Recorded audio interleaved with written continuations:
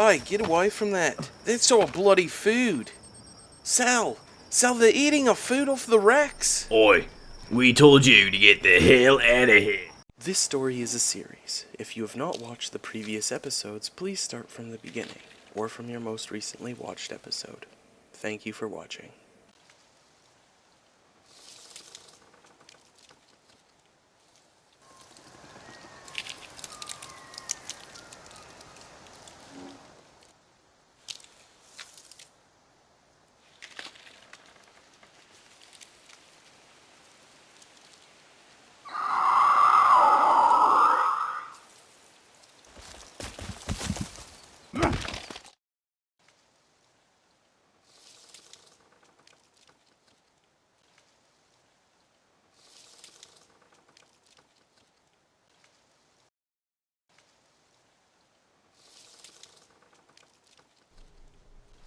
Oi, Richie, come here. I have a plan, and something to tell you. I think I know how we can get off this place. Sal, they're getting really close, mate. Richard, what are you doing? I told you, bloody get away from there. What the hell is wrong with you? I just needed to bloody see. You bloody dropkick. Now they're gonna come to the camp. Sal, I'm telling you, I just needed to know for sure. Yeah, mate? Well, you bloody know what? You might have just got us killed. Sal, I just wanted to test a theory. Now we know. We know for sure. So we didn't miss a chance to be rescued. Yeah, I already knew that though, Richard. Fuck, Richard. Alright, put it behind us. Richard could feel the anger and rage emanating from Sal, almost like the heat from a coal-burning engine. The black smoke billowing out at the top of his head. And you dirty fucking cannibals, get the bloody hell away from us on a plane, or I'll cave your bloody heads in with an axe. Richard could tell Sal was so angry, but there was a break of relief in that dense smoke that was Sal's anger. He just wanted to move past this. Richard felt a feeling he had experienced before the crash, being surrounded by a group of creatures that wanted to eat him. The difference this time was that he didn't have a group of armed guards to eliminate their Hey, get away from that. That's all bloody food. Sal, they're eating our food off the racks. Oi, we told you to get the hell out of here. Sal, I don't think they're gonna go. They're stalking us like a bloody pack of wolves. Richard, have you even ever seen a pack of wolves? Or just on the telly? No, mate. I've seen them before my work trips. It felt just like this. Wolves on your work trips? Alright. Well, what the hell did you do before? Why the hell did you have to deal with wolves bloody attacking you? We had guys with guns and they just shot them all, mate. I'll tell you about it all later. Let's just bloody deal with the problem we have. Oh, mate. I'm gonna bloody deal with the problem we got. Richard could see Sal lighting up a Molotov cocktail in his hand. It's a direct hit, Sally! This one crashed directly into the body of the cannibal, setting it ablaze. Fucking right on, mate. Take that, you bastard, and get the fuck out of the bloody camp. Yeah, get the hell out of here, you creepy pricks. Sally, I'm getting in there behind and pushing these bastards out. I'm with you, Richie. I'm gonna keep hucking these bottles of liquor at them. Burn them to death. You stab. I'm on it, Sally. The battle commenced. Richard felt like he was fighting for his life. And he was.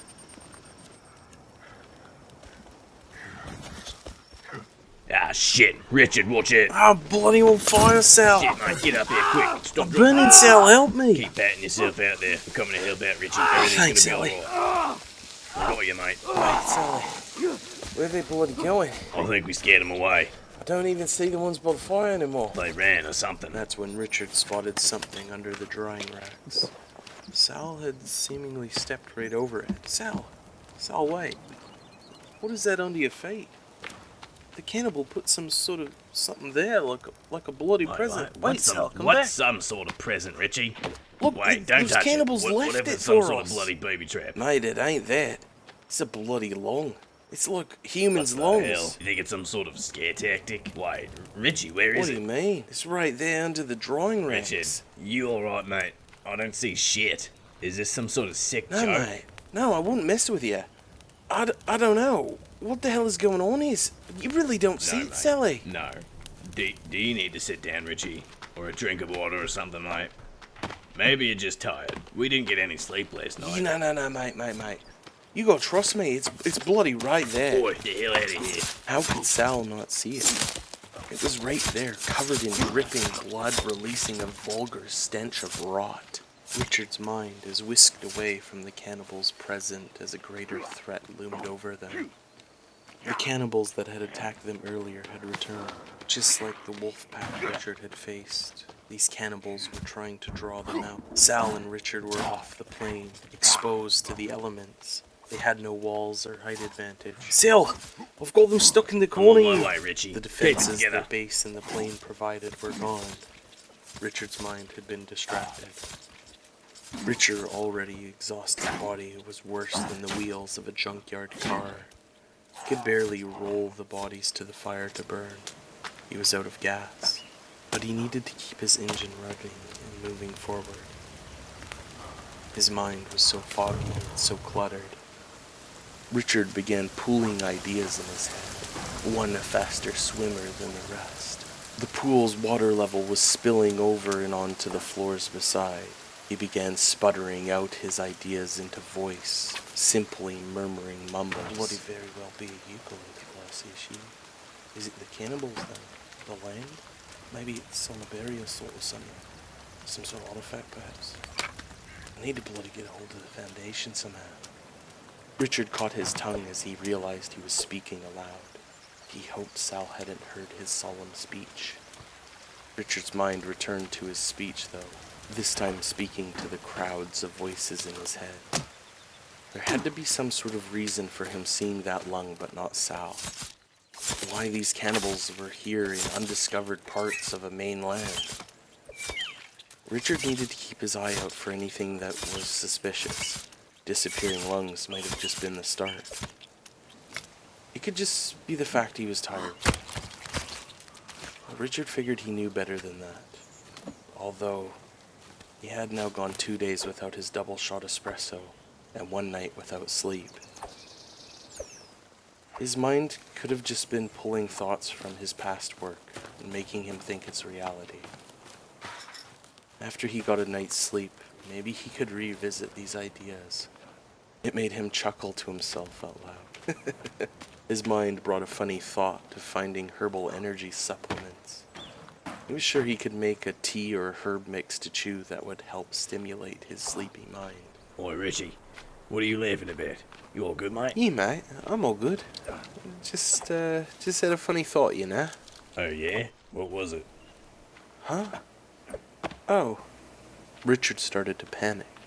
He didn't want to tell the truth, and his mind was tired and slow.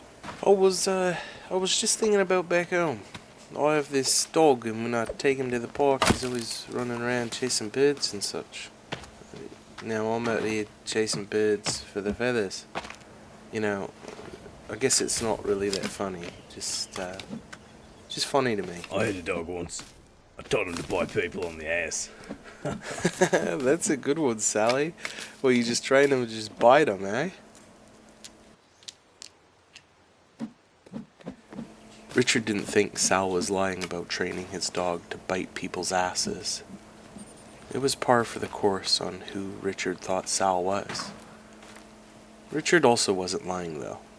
He did have a dog back home, and it did like to chase birds in the park. It was kind of funny when Sal unknowingly put Richard on the spot. His mind thought of something he found funny from back home. Richard shook his head as he chased more birds. He didn't like the idea of catching and killing the small defenseless birds, but he did need the arrows. Oi, Richard, you take 5 of the feathers and split up 1 stick. You can sharpen the ends and make some arrows. Ah, good on you, Sally. I was having trouble with that. Thanks a lot, mate. No problem. Maybe we can shoot those bastards from up on a plane. Now that they could make arrows, it would be a lot easier to hunt more birds. Making more feathers to make more arrows, and Richard wasn't concerned about running out of sticks anytime soon. Oi, Richie, these little bow and arrows work pretty fucking good, mate. Yeah, I'm honestly kind of surprised they work as good as they do. I was concerned when I pulled the string it was going to just snap in half. Yeah, I know what you're talking about, mate. I'm gonna go take a look around for some shit. Yeah, Sally. We'll need lots of arrows and other supplies. So make sure you keep getting more feathers. There's other sheet. Maybe take a look around, see if there's any more luggages that aren't open. See if there's got any more medicine in them. Alright, Richie. I'll see what I can find. I want to go take a peek at that dinghy you pointed out on the first day we landed. Maybe it's got a bloody motor or something in it. Alright, Sally, you go look. Richard hoped Sal would have good luck with the boat. That he would find something useful on it. Maybe even if the boat was broken, a motor would be good enough that they could build some sort of makeshift raft and sail out to sea, find a different landing or off this island. Richard thought about it again. Were they even on an island? He needed to investigate that more. He needed to figure out more about where he was. That's when he caught a glimpse of Sal approaching him. Any luck, mate, with that motor and boat? Oh, mate. I don't want to go down off those bloody cliffs. I can see the boat. It's pretty fucked looking. Not sure if it'll be much use to us. Alright, mate. Well, maybe we'll head off those cliffs one day and take a better look anyway together. Maybe this time. Richard's hope was crushed and ground like spices in a mortar and pestle. Maybe working on a more long-term solution of surviving here was the better option. Sal, did you find one of these survival books, mate? I know it's a bit bloody crude, but I think we should make some of these traps. It's brutal to use on humans, but it might save us. Richard didn't hear Sal's scruffy reply. Sal? Sal? Where the bloody hell did you go? Sal! Sally! What, Richie? What? What are you bloody yelling about over here? I'm right here, mate. Mate, why didn't you bloody answer me? I was calling for you. I thought maybe you hurt. That you couldn't speak or something. Nah, mate. I was just trying to have a nap under a bush over there. What? I'm just fucking with you, Richard. I was down the hill trying to get us some supplies. I didn't get us much out of the normal, though. Sally, I never know with you, mate. Oh, bloody hell, Richard. Is this what you were yelling about? This death trap you made. If one of those bastards run into this, there'll be a bloody pincushion. Sal, I'll just do what we need to make it out of here alive. Nothing more. I love it, Richie. I didn't know you had it in ya. Well, you made me happy, mate. I'm proud of you. Oi, Richie, you want to hear a joke? Yeah, sure, Sally. What you got? What do you call a boomerang that doesn't come back? Don't know. What, mate? A fucking stick. Oh, bloody hell, Sally. Bloody hell. The joke lifted the dread that was the cannibals in the forest. Sal was more than he seemed on the surface. It was right then Richard noticed the sun was shining bright in the forest. It was filled with brilliant warmth of hope. Sal did more than tell a joke. He uplifted Richard's spirits.